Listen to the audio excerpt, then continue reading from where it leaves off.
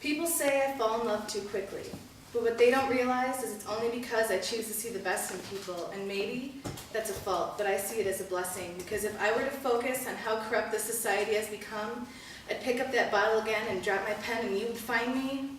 No, you wouldn't find me. Because when that bottle touches my lips, I die and become someone I've only seen in pictures. Some people say I'm too young to be an addict. They say I'm not as much fun as I used to be, and they treat me like I've got some kind of disease. But what they don't realize is I'm having much more fun remembering what I did the night before. And I'm having fun not waking up in my own puke on the floor. And the only disease I've got is sobriety, and I wish it was contagious. Because if it were, I'd blow snot rockets on the elementary school hallways and kiss every mother I cross paths with. Because the police department is cutting dare, and Dora the Explorer is not going to teach you that shit. No usas cocaína.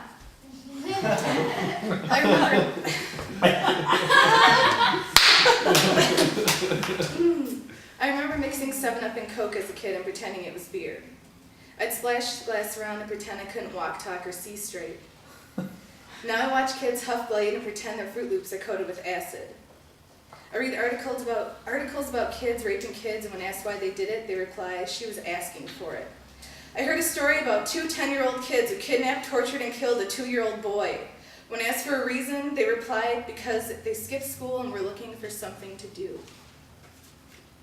Someone has got to help the youth. And when I say someone, I mean all of us. We all need to help find a way to save these kids. And I'm not talking about saving them from drugs, bullies, teachers, parents, peer pressure, pedophiles, alcoholics, religious cult leaders, bad drivers, fast food corporations, the government, PETA, Walmart, and cell phone radiation. We need to save them from themselves. The only problem is, more people are concerned about gas prices than they are about our future.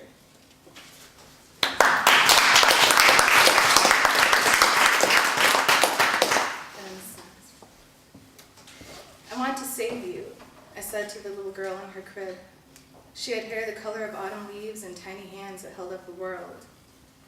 I want to save you from all the monsters that hide under our beds, from the pushers that hang out in playgrounds, from the pedophiles who own candy stores, from the men your mother keeps bringing home that you call daddy. She repeats the word daddy because it's one of the few words that I said that she understands. Her little voice is so annoyingly pure that it melts the ice around my heart. I smile and continue to spew out words that she will never understand, and by the end I am crying and she is giggling because it sounds like I'm laughing and she wants to know what's so funny. Then I hear her mother's car pull into the driveway. I take her little hand in mine and I say, baby, if you forget everything I ever tell you, please at least remember this.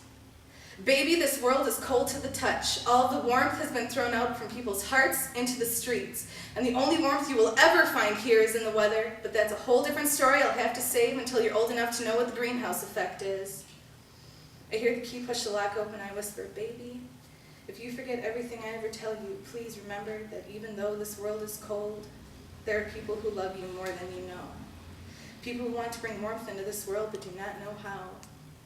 These people love you so much, they will put their lives on the line for you. And I'm not talking about daddy in the Marines or daddy in the police department or daddy the drug dealer. I'm talking about people you will never meet. People who are going to fight for your right until you get them, for your rights until you get them.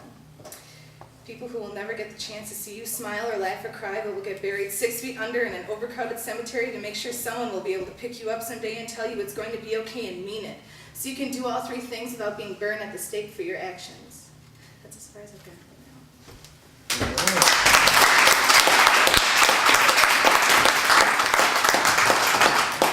Thank you, Krystle. Caitlin, you're next. Is that the corpse? Actually, after Caitlin, after Caitlin's done, if the corpse can make its way to David, that gives him enough time to take a look at it.